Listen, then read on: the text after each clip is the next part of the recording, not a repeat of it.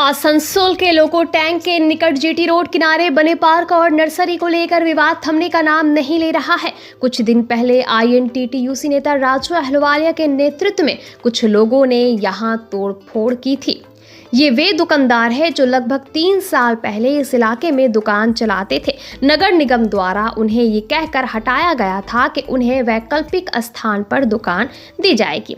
दुकानदारों का आरोप है कि 3 साल बीत जाने के बावजूद अब तक उन्हें कोई वैकल्पिक व्यवस्था नहीं मिली है, जिससे उनके सामने आजीविका का संकट खड़ा हो गया है। आज एक बार फिर राजू अहलुवालिया के नेतृत्व में दुकानदारों ने अपनी मांगों को लेकर आवाज बुलंद की। राजू अहलुवालिया ने कहा कि नगर निगम ने 3 साल पहले दुकानदारों को हटाते समय आश्वासन दिया था कि उन्हें दूसरी जगह दुकान दी जाएगी, लेकिन अब तक ये वादा पूरा नहीं हुआ। साथ ही उन्होंने आरोप लगाया कि केवल एक व्यक्ति को वहां नर्सरी चलाने का अधिकार दिया गया है, जो कथित रूप से स्थानीय निवासी भी नहीं है। उन्होंने ये भी कहा कि 1.5 करोड़ रुपए की लागत से बने पार्क के संचालन की जिम्मेदारी मौखिक रूप से किसी व्यक्ति को दिए जाने का दावा किया जा रहा है, जो आश्चर्यजनक है। साथ ही इस विषय में राजू अहलुवालिया का क्या कहना है, इस विषय में जानेंगे विस्तार के साथ। इसके अलावा एक दुकानदार सुरेंद्र सिंह ने क्या कहा, आइए जानेंगे ये भी हम विस्तार के साथ।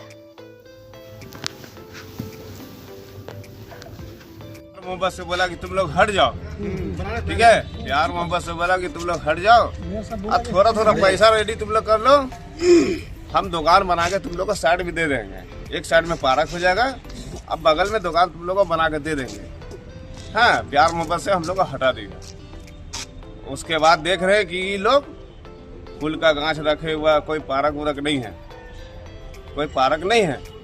पार्क बोल के ही तोड़ गया है कि यहाँ पर बस भी लगेगा, अब बच्चा लोग खेलेगा, अब बगल में तुम लोग को दुकान बना के दे देंगे। आज ना यहाँ बच्चा खेलता है ना वहाँ पर बस लगता है। ना बच्चा खेलता है, खाली दुनिया का फूल लगा दिया है, आदमी बेच रहा है। एक ही आदमी बेच रहा है, एक ही आदमी बेच रहा है, वो सब मिला हुआ है, सरकार वो किसी को दे दिया है। इन लोग की परिस्थिति बहुत खराब है। इन लोग पूरा परिवार समेत आया हुआ है, बच्चे महिलाएं सभी आज आई हुई हैं। और आज इन लोग को हम लोग समझाए हैं किस तरह से कुछ समय और दीजिए, और जो है जल्द से जल्द इसका व्यवस्था होगा।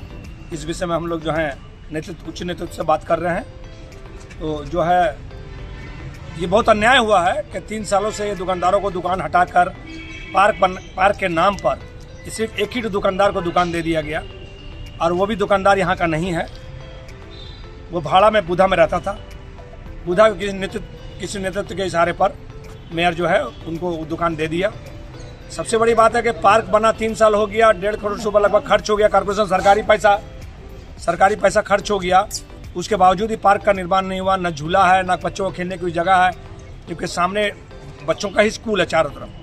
तो उसके बाद समझ में नहीं आ रहा है कि इतना पैसा सरकार का पैसा खर्च हुआ, वो जो एक दुकानदार है नर्सरी के मालिक के लिए खर्च हुआ, और जो वहाँ पर जो मेंटेन कर रहा है वो बोलता है हमको मौखिक रूप से मेयर साहब दिए हैं वो पार्क चलाने के लिए। तो मौखिक रूप से 1.5-2 करोड़ रुपये खर्च करके पार्क बन रहा है, और मौखिक रूप से किसी को देखभाल के लिए दिया जाए, ये तो बड़े आश्चर्य की बात है।